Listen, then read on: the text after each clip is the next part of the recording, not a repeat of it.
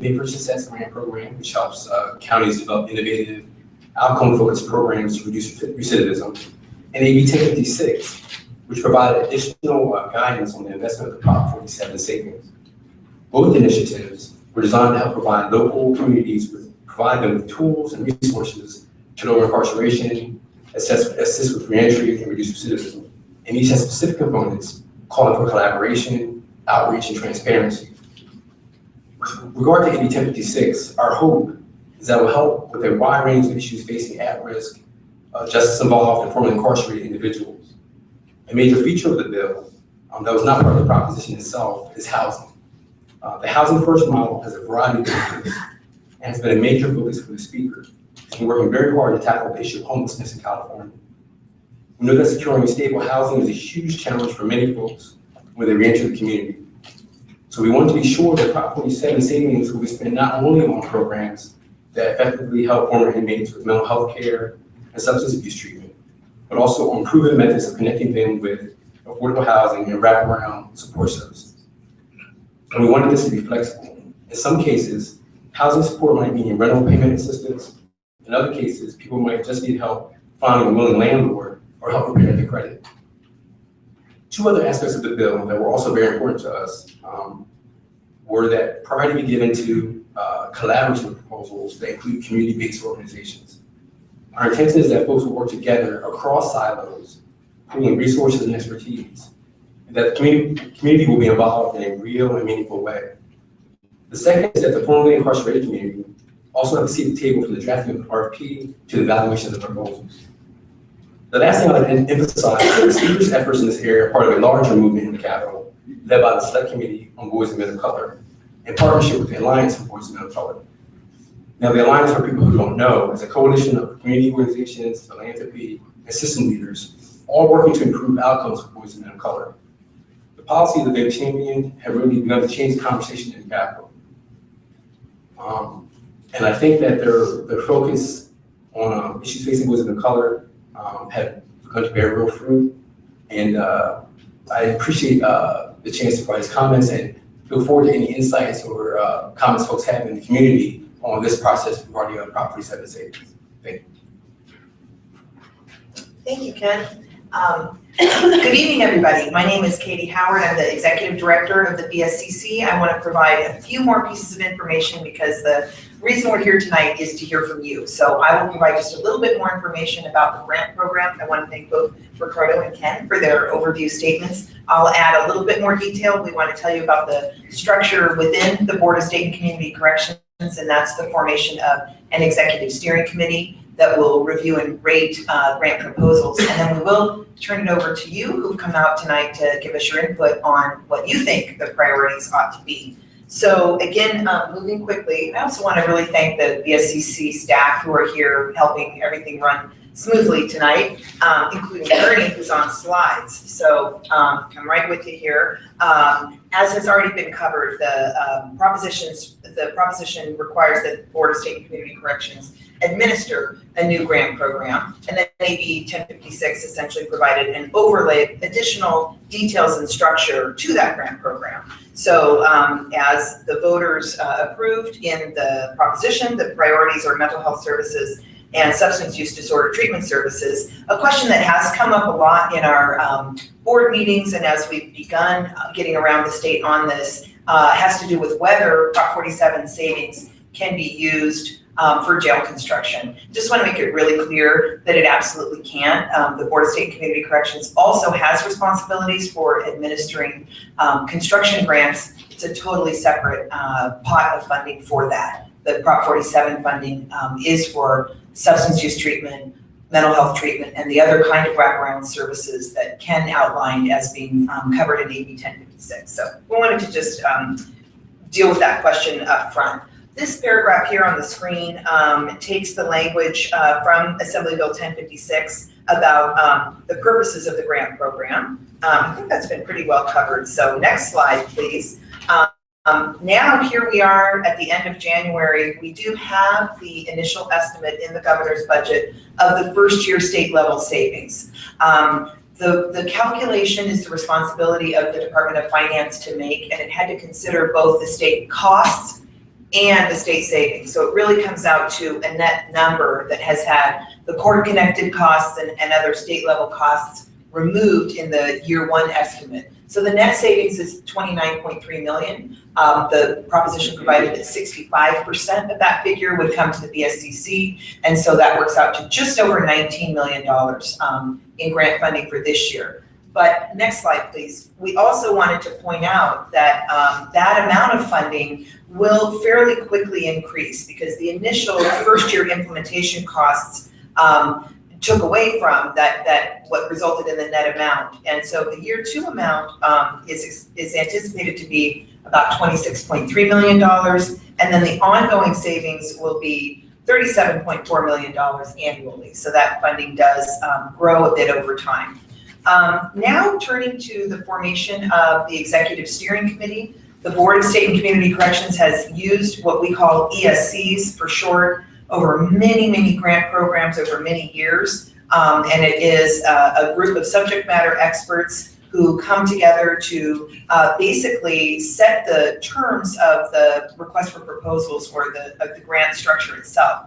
As Ken already mentioned, in AB 1056, there was some real attention paid to important issues of diversity in background, including ensuring that formerly incarcerated people are represented on that executive steering committee, as well as all other forms of diversity, geography across the state, small counties, large counties, professional expertise, racial, ethnic diversity, all those sorts of things will go into the consideration of membership on that committee. There's a big focus on community-based treatment, which Ken also mentioned, and then the listed areas of expertise need to be well covered. We're very excited to be working with two co-chairs on the Executive Steering Committee. Supervisor Perez is here tonight, and she shares the co-chair responsibilities with another board member named Scott Budnick, who's from Los Angeles, who many of you may be familiar with. He's a very tireless advocate on important kind of system reforms. So we have other additional information on our website. Next slide, please. And we have a really good FAQ document up there, so please feel free to take a look at that. The timeline for the formation of the Executive Steering Committee is that we presently have a button on our website that allows anybody who's interested in being considered for membership on the Executive Steering Committee to submit a statement. So we essentially just ask for background on people's professional and personal expertise and why they would be interested in serving on the committee. And then we as staff will work with the co-chairs in making a recommended list of members for that Executive Steering Committee, which we are asking the board to ratify in April. Is that correct? Okay, so at the April meeting, the ESC membership will be finalized. And then the timeline from there contemplates the development of the RFP. The funding in the first year will come to the BSCC right at the end of August. So then we'll put the RFP out into the field after that. And we expect to first award grants in the spring of 17, right? Spring of 17. So that's the rough timeline. Anything else you wanted me to cover there? Okay, so I could talk faster. I'm talking sort of moderate speed, but we would really like to turn it over to you who are here tonight to give us your comments. We are asking for speakers to make comments taking up to 2 minutes time. We'll have a very courteous timer, either sound or a verbal indication when 2 minutes is up. On all these fabulous screens, you'll see what we're asking speakers to do is to please give us your name, your organization, and really what we're here tonight for your input on is what your thoughts are about what the funding priorities for Prop 47 grants ought to be. Colleen, do you have a count on speaker cards? I don't. Okay, so if I could just ask for a show of hands, I know some people may be here to listen, others to speak. How many speakers are interested in coming up tonight? Okay, we can definitely give everybody 2 minutes. And given that, and please, if you, as you're sitting there, you decide you want to come up, absolutely feel free to do so. If we could just make the speakers interested in coming up, like in the first 2 to 3 rows, please come on up and form a line. And Tony, you're ready with the timer? Okay, as soon as the first speaker is ready, thank you so much. We've done a sound test. We think that's all working. And this meeting is being live streamed on our website. So that's also helpful for people to know. So whomever our first speaker is, please come on up. We're happy to hear from you. If you don't get up, I'll start speaking again, or singing. It could get worse here. No, please come up and express your opinions or agreement or disagreement. We're certainly open to that.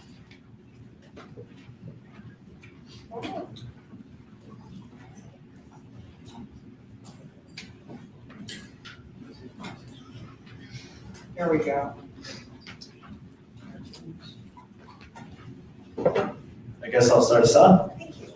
My name is Josh Stenner, and I'm with the California Partnership and also with the Californians United for a Responsible Budget, CURB. And I think that you all kind of outlined some really great things. I wanted to clarify one of the things. I think the fear that the money is going to be used for jail expansion isn't necessarily the fear.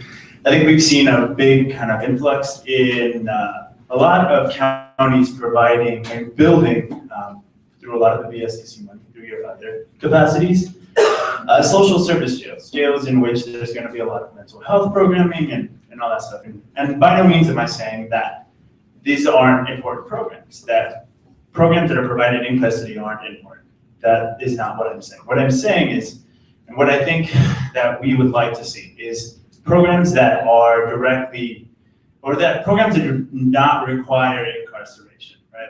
You outlined various points in which, what that looks like, right? So programs that don't require incarceration, programs that are in housing, programs that just address the whole concept of recidivism without having to lock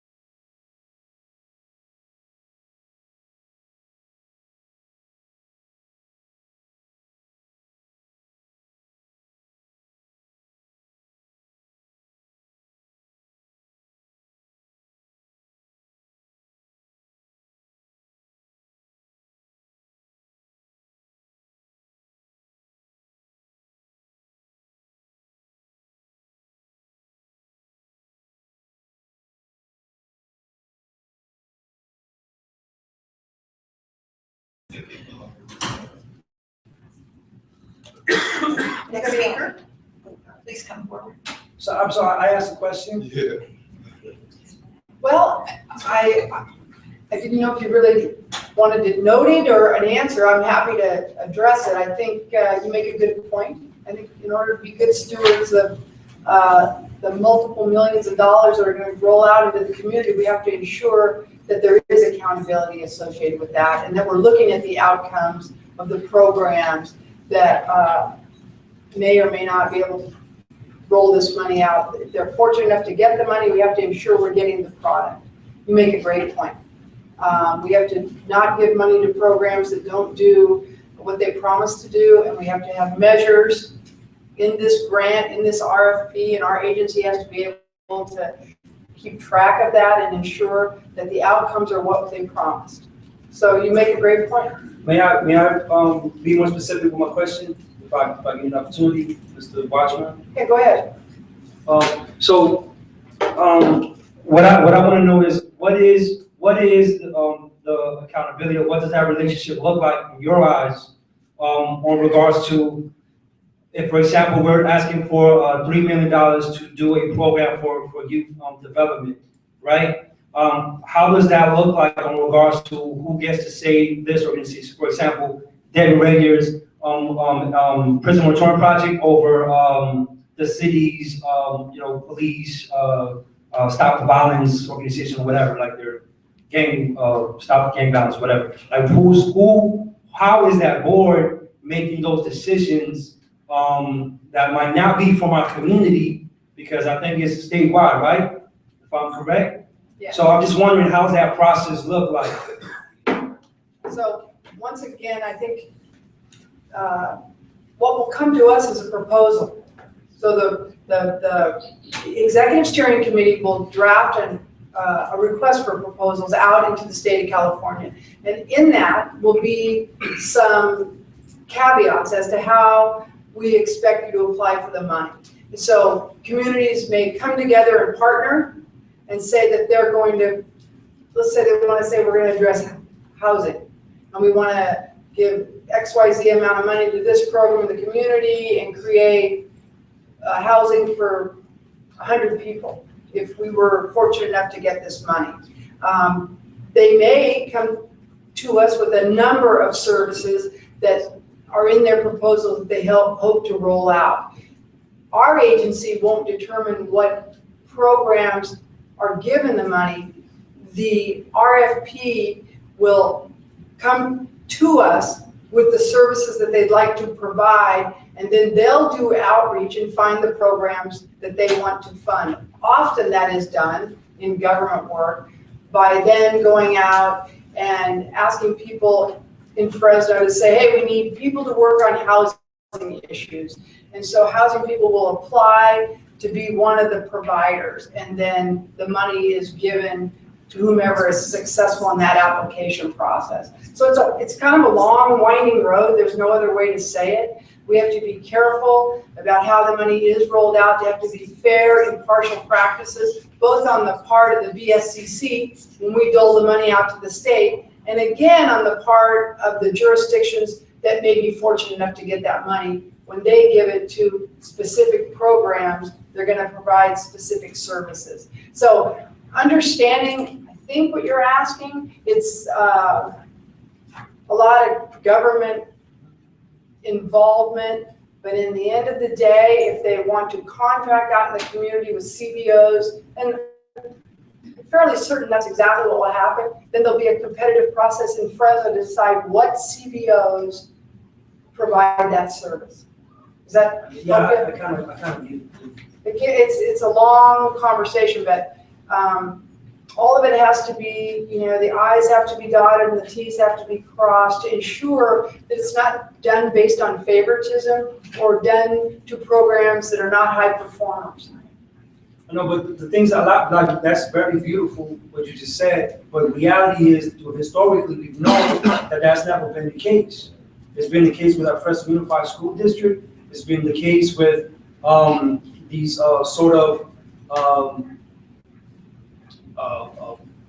the councils, community councils that give advice, advisory boards that give advice to city council members, to police, but no policies, nothing concrete that changes our community or improves our community. And I think that's something that for many years we kind of let it fall through the cracks, because some people can be in a room and make an agreement that we're going to give jobs for young people, or for example, we're going to make it safer by putting cameras in schools. Well, that money could have been spent on something more that's more in the liking of the community if there's to be more input. But I think my biggest problem is that we don't have sufficient input. Like right now, this room, right? A lot of us are good. We're good. We don't live that everyday struggle life. So what are those voices when they're making these decisions? They're very poorly represented because various reasons, right? But I think the most important reason why we have a lack of accountability is because those who are in position of power are either too comfortable or are either not in touch enough with what are the true, not just demands, but outcry and needs of our communities.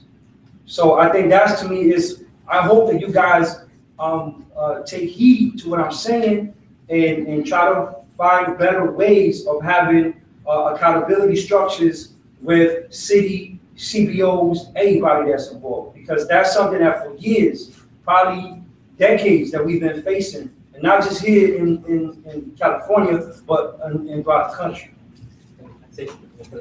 I want to address, kind of acknowledge some of what you said, and just go a little bit deeper into the weeds, but just to kind of connect back to a point that you make, and I promise I'll make it brief. So there are a couple of things, and one of which Perez kind of hinted at. So, first off, and Katie covered this in the presentation, know that you have a chance to be part of the process, right? So you said before, right? No, but you said before, is this a statewide process, and how is my community going to be represented? So I think the first thing we want to kind of acknowledge is that we're asking you to participate. We're actively asking you now to participate in this process. The second thing, though, and I want to give you an example of, kind of to your point of how does the community get involved, how can the community proactively be represented. We have different types of grants at our agencies. Two of our most recent grants, we have executive steering committee requirements that we pass through to the locals. And what I mean by that is we ask you, when you submit a proposal to this agency, tell us what outreach you've done to locals in your organization. How are they involved in the decision-making process? How are they going to be involved long-term? And the goal there is we want you to know that part of what we can do is as a grant administrator, but then that's just to get it set up. The other part is how do you keep it sustainable and meaningful for you? So that's not to say that's the exact approach that this committee is going to take. As you've heard, we're not even at that stage quite yet. But I just want you to know, when you talk about what examples can occur locally, that is one example of how we can create an infrastructure that does allow the community to have involvement at all stages from beginning to end. So I just want you to note that. And I think, kind of closing in on this piece of it, we hear you. And we've heard that comment before. And there's an entire invisible portion of society that doesn't get into these meeting rooms. But there are people like you that wants to raise a voice for them, and we've heard that. And well, I can't promise you perfection. We're making this trip for this very reason, so I appreciate your comments. Anybody else want to speak? How you doing? Minister Bryson White, Associate Director with Faith and Community here in Fresno, Minister at St. Louis Baptist Church.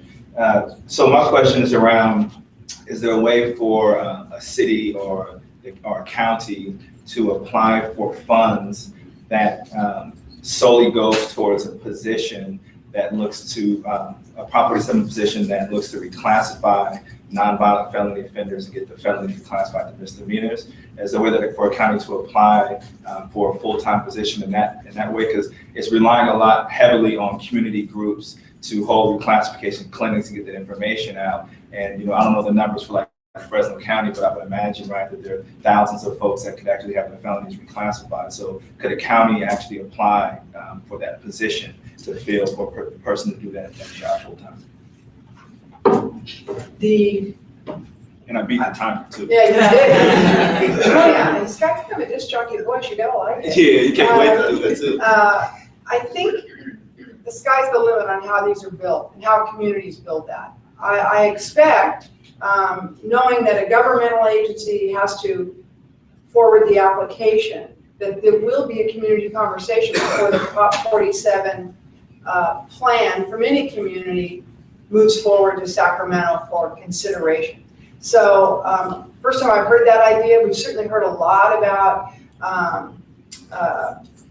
convenings that worked hard on helping people in need to reclassify those felonies. We've seen a lot of good work happening along that lines, but more can be done. More people can be reached out and get the benefit of Prop 47.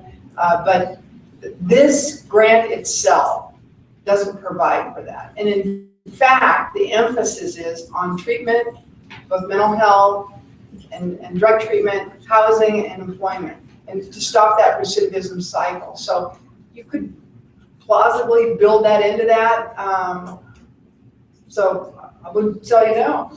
Yeah, so that's just on my own clarification. So the money for that, my question wouldn't come out of the BSCC's pot in particular. You didn't get a no here. I think the sky's the limit. You can build the proposal. When you see the RFP come out, I don't think, I wouldn't want to hinder your creativity here. How's that? That sounds great. Yeah.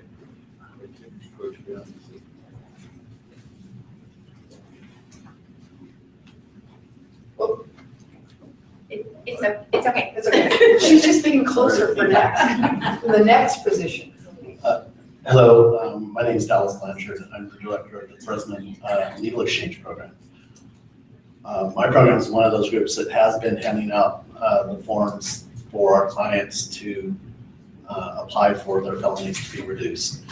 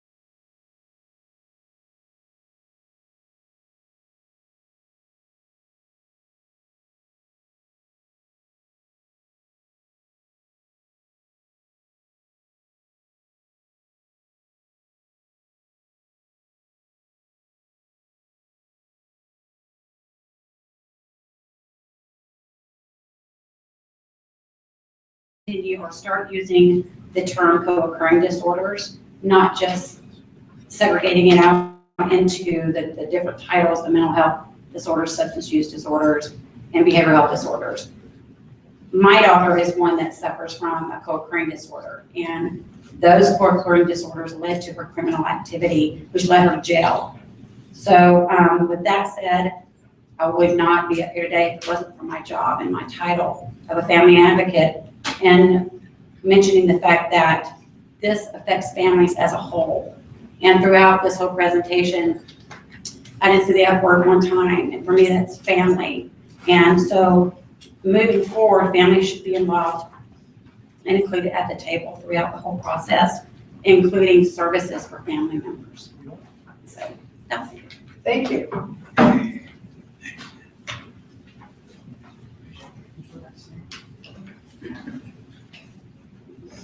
Hello, I'm Javier Guerrero. I'm a community youth organizer.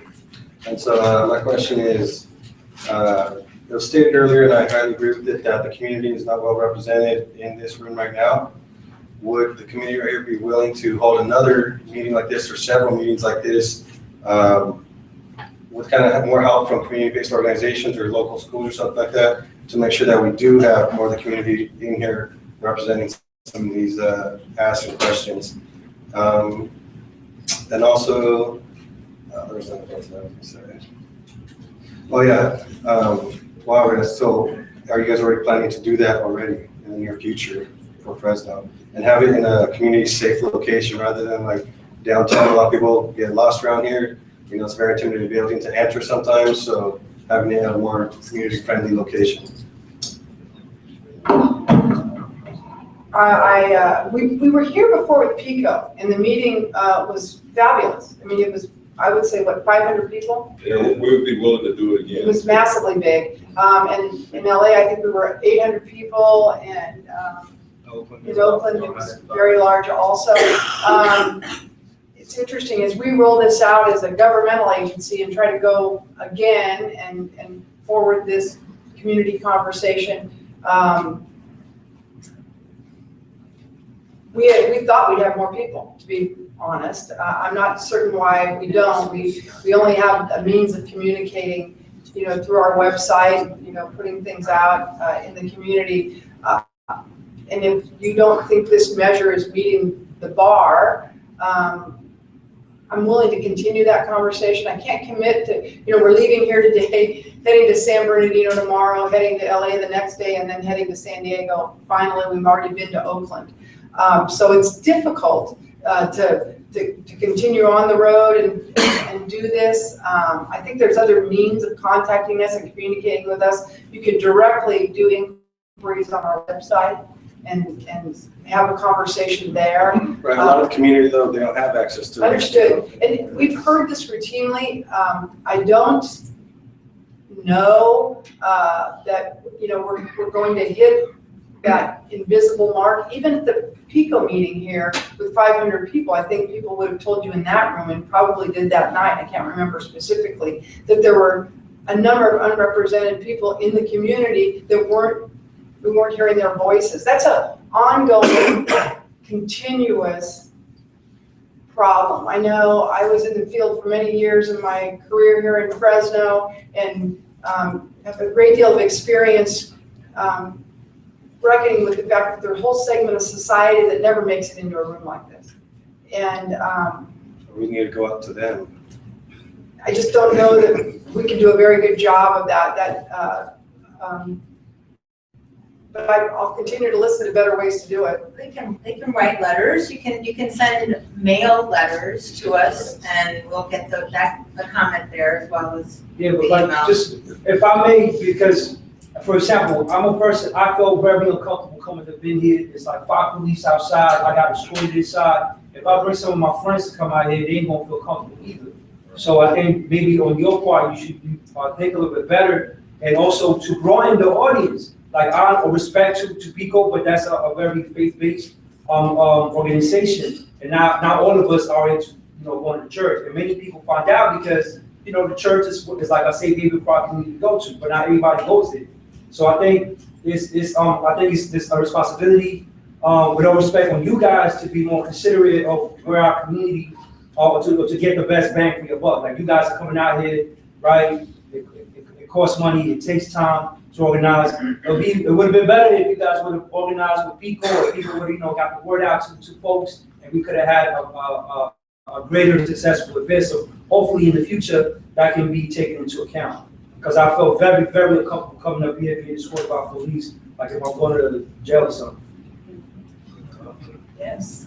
Yeah, I agree with that. City Hall is. We have to be careful not to just, you know, have so I'm happy to hear what you're saying. I frankly think that I didn't see anybody treated disrespectfully this evening. No, the respect is great. The respect is great. We're in a building for that, but we don't feel comfortable. You understand what I'm saying? We have a long history, and African American men are on the front historically, and indigenous people too from these parts. So there is already that bad sense. Okay. I hear you. I don't have a great solution for that deeper dive, but I hear you. Just have it in a different place, and let's just chop it up a little bit. Excuse me, not to use slang, but let's have a better conversation so we can be more inclusive. Yeah, I just want to reiterate what Cesar is saying. As we're organizing formerly incarcerated brothers and sisters, we want to be cognizant of the barriers that they face in housing and discrimination, and coming to a facility like this with metal detectors emptying your pockets, and they're not used to even coming to the table to have these types of discussions, can be extremely intimidating for people. And these are the folks that we want to really grasp this opportunity to turn their lives around and take advantage of this opportunity. We don't want to turn them away literally at the door. Tonight, the evening was promoted and set at the County Board of Supervisors. It was changed at the last minute. And I know people were over there and they were left out, intimidated to come to this building. And so as you can see, it's poorly represented. We've had different events from different organizations where hundreds and hundreds of people show up, and the church might not be the venue. It might be the Veterans Memorial Auditorium, the City Hall. There's many other venues that are more accessible to communities who are intimidated by coming in and having to deal with law enforcement. I hear you. I guess the last thing I think we should consider is that if we talk about this in the levels we discussed before, which are, the RFP is going to come from the state, it'll go to local government, and then I think there's another opportunity when your local government gets that RFP to start that conversation on the deeper dive into the Fresno community, because that will be the entity that will apply for it. So there's not a lost opportunity. You're going to be part of crafting the RFP that moves forward and goes to Sacramento to compete.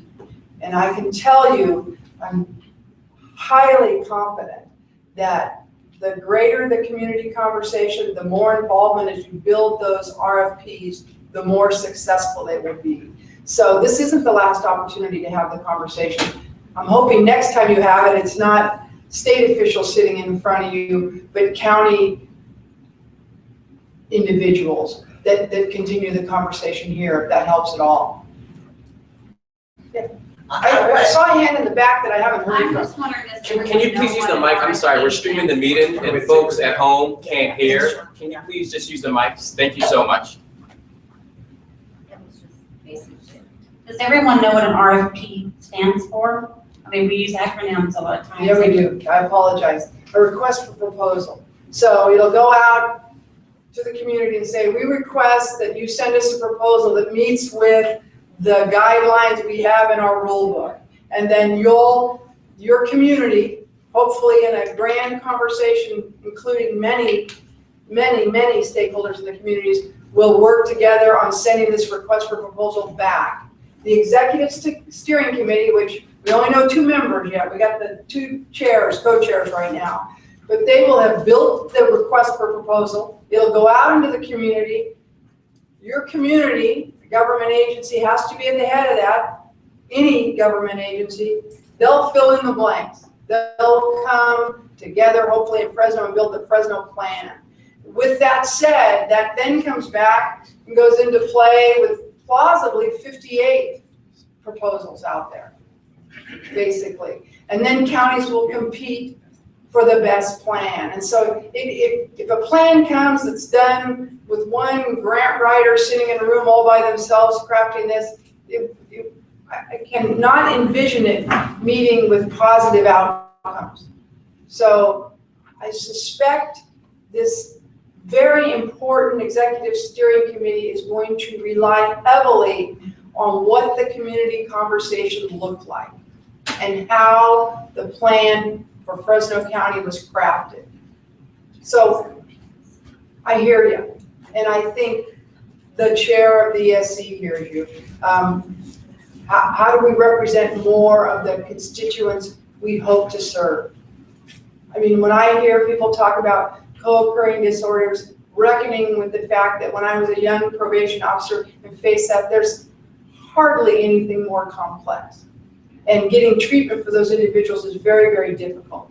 And so I'm sort of ashamed of myself for talking about mental health and substance abuse as though I don't know that they often mesh together and hand us a very complex individual to deal with.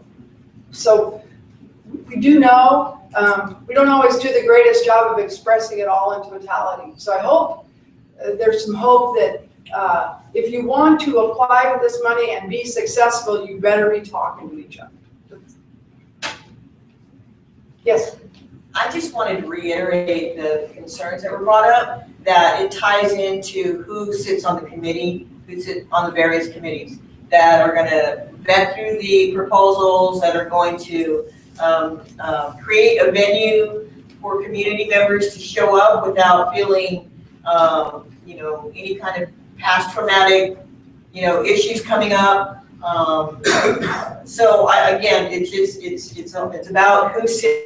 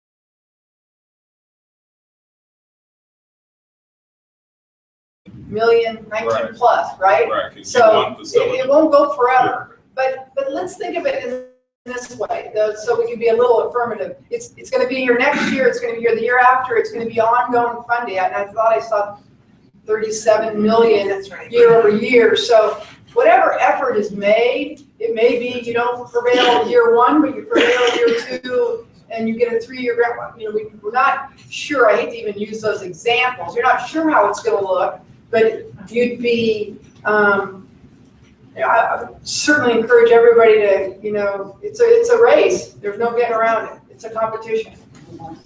So it's a possibility that Fresno County will have to keep applying year after year on the RFP to get money. It is. Another way to think about it, using Linda's example of 58 counties in this case, and as we said, it could be, you know, just think of it as a public agency, not so much so that it's a county.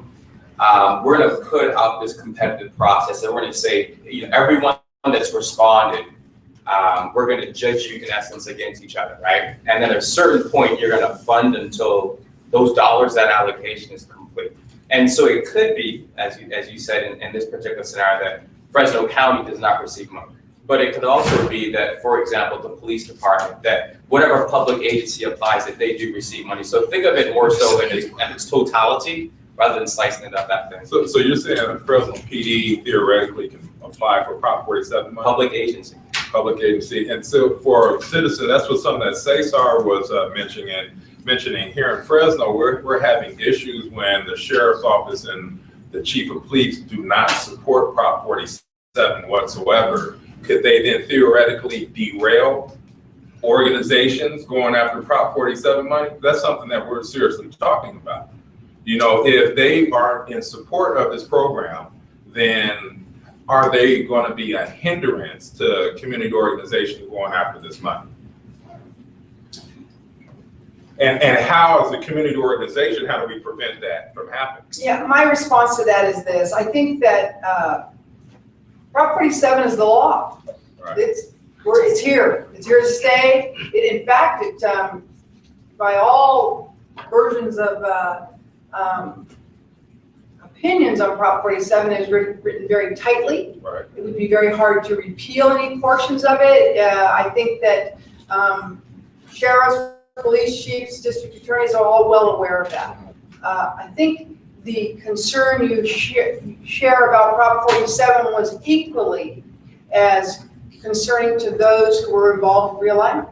Right. And for every incredible change that we see in the justice system, you see a fair amount of grieving, gnashing of teeth, you know, bad moods, and you see some people that are very, very joyous. But with it all said and done, you don't look at realignment now, and you don't see people targeting it. We're in sort of, Prop 47 is emerging, but all of these individuals and these agencies are charged to support the law and charged to move forward and reckon with the law that the people passed. So do I think that they would target this to derail it? No, and if they did, I would think that the proposal they submitted would be, you know, a bit, I wouldn't think it would be probably very meaningful. So reckoning this is a very competitive process. The best are going to rise to the top and prevail. So I understand what you're saying. I don't think that in a state as large as California, with many people doing the right thing for all the right reasons, that you're going to see bad proposals with poor intent prevail. Okay, that's just a real question, because law enforcement, time and time again, has made public statements in the media saying that they do not support Prop 47. Crime It was is a up. bad crime is up, which is a misnomer, and this is false information. So there's a lot of false information here in Fresno. I'm not sure about the other counties across the state, but here in Fresno, there was a lot of misinformation coming from law enforcement in regards to Prop 47. So let me quickly, I'm going to let Supervisor Perez say something, and then I'm going to want to address your concern. You know, part of what makes me so excited about Prop 47 And we're in the first stages, and it's gonna change, and the way in which we develop and grow and learn is gonna be very different in 10 years than it is today. But this opportunity is new money that is gonna continue to grow, and it will be recurring money every year that we've not had access to before. It's savings, right? That we used to invest in other places, and we didn't get the outcome that we wanted by that investment, frankly. So now we're looking at new investments. This is the opportunity to lay the foundation for a new methodology of how the community is going to be at the table in shaping its own future, if you will. So what is, I think, a very intelligent approach is partnering with public agencies that you do have a relationship with, members of school boards, folks that there are good folks out there that will partner with you to put forward a very competitive bid to say, we're credible. Got to be credible, right? You've got to have the proper expenditure of funds. You've got to have people associated on your boards that are not, embezzling money and whatnot. I mean, you have to be credible. And one of the best ways to do that is partnering with public agencies. It doesn't have to be a police officer or a sheriff's deputy, although in other places those relationships can work out very well. And we're doing that in Kern County. One of the entities that I'm funding out of my personal discretionary dollars is local police department has established through one of their lieutenants a fabulous relationship with some very community-based organizers, African-American gentlemen who are targeting young boys that are on the cusp of getting kicked out of high school. And the BPD is putting their name on the line and going, look, we've worked with these guys for 3 years and some gang intervention work. They're credible on the streets, but they're also credible to the police department. And so we're gonna take a little bit of a risk here and forge a relationship that now makes that partnership very fundable when it comes to monies that are coming down from the state and even the feds. So this opportunity here to develop a model that is not only fundable by BSCC, but through other pools of dollar. All kinds of money comes out of the state, out of the feds, that is targeting this kind of work. And so developing that model at the local level that has credible entities with you. And in this case, it's required to be public agencies. I mean, it's a great opportunity to build that relationship, grow it, so when you apply, you are extremely competitive. And there are people like this gentleman who's about to speak, I know, who is very passionate about these issues and is part of a public agency and will partner with you and has integrity in the process and cares about the communities that you come from. So it's out there. There's a lot of negativity and there's a lot of fear, and it's a whole new world for everybody, for law enforcement too. Trying to wrap their heads around what's going on. I mean, it's a crazy time, but it's an exciting time. And if you want to compete for dollars, you'll partner with smart people who know how to go after those dollars. And then you establish a foundation by which you can go after all kinds of dollars, including future BSCC dollars, but also beyond that. So that the way you form that foundation is so critical. And being credible and partnering with people you're not used to partnering with, I think will make you broader and more appealing, frankly. And I just want to say it's not all bad news in Fresno. We came in early today and went to the first misdemeanor drug court in the state of California that's working with the Prop 47 population. No one else in the state is doing that. And it was really a promising morning. Their drug offenders are identified early on in the process, and they are met at the door of the courtroom by a substance abuse assessor. They go right in and talk to them first about their needs and what programs can do for them. And they have a very high rate of accepting those programs. Now, let's get real with each other. People may be very inspired at the door of the courtroom, so they're having some trouble getting people to show up. But I can tell you the district attorney, the public defender, and the courts and the probation department and the behavioral health department in this county are engaged in it. The board of supervisors, very conservative board, let's get real with each other. I lived here, made a lot of runs at them for money, so I know how painful it can be. They just allocated a district attorney and a public defender to be allocated to that misdemeanor drug court. And behavioral health has been over backwards to expand funds so they can get more substance abuse people to assess people at the front door. So there is good news. And when you talk about, part of my job for the governor is I work with all the associations. So I do all of the external work with the Sheriff's Association, the police chiefs, the district attorneys, the public defenders, the chief probation officers, and CSAC, the Association of Counties. So yeah, people are fussy about 47. Half the people are fussy. Remember, it passed by 62% in the state of California. So a lot of people that aren't fussy. What you tend to hear about when something new comes around is a lot of upheaval because people don't like change. They particularly don't like, if they want to be tough on crime, they don't like this kind of change. But we just need to bear with it as it rolls out and let the data speak for itself. Everybody has an opinion a year into a proposition where we haven't really seen enough data to speak to what the cause of anything is. But frankly, if you're the police chief, if you're the sheriff, and somebody's putting a microphone in front of you saying, why is crime up? And the only thing you can talk about is Prop 47, that may be your answer. That doesn't change the fact that it is the law and that we need to just put our head down and roll out the programs associated with it and work really on the brass tacks of what the intent of it was. We can't make people in a good mood if they're not.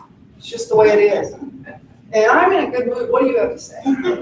Thank you. I want to first acknowledge the board for taking the opportunity to come into the Valley and hearing much of what the residents in our region have to say about this issue as we discuss funding priorities. But first, my name is Eric Payne. I'm a resident of Southwest Fresno who happens to be elected to the State Senate Community College District Board of Trustees. Acting as an individual and a resident of West Fresno, I wanted to speak to what has been discussed.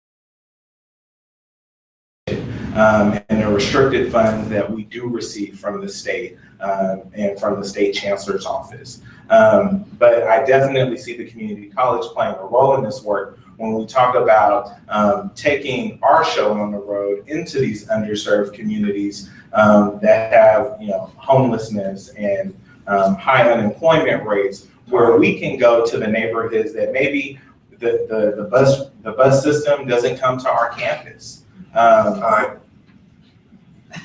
Madam Chair, may I have 3 more minutes? Yeah. Okay, thank you. A few more minutes, okay. When we talk about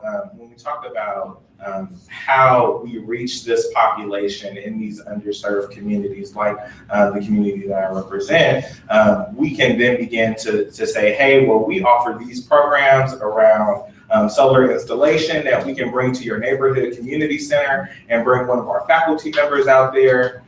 We have office assistant training programs that we can begin to take into the neighborhoods. And I think this is an opportunity with the Prop 47 funds that we can begin to target some of these communities in a non-traditional way.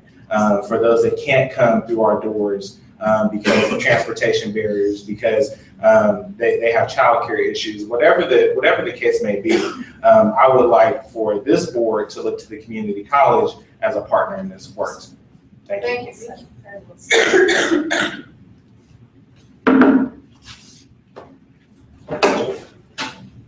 Anybody else? I think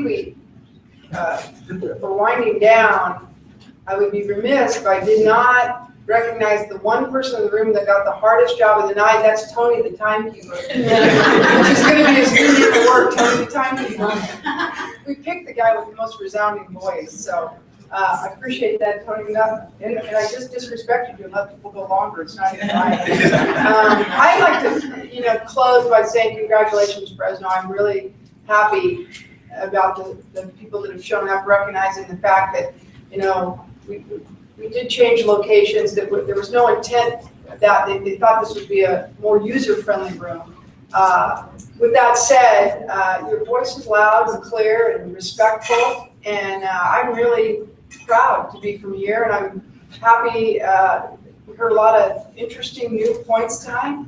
Not a perfect world, not a perfect process, and we won't be able to touch everybody in this community, but it's a really good start. So thanks to you, Fresno, for letting us go. And with that, I'll adjourn.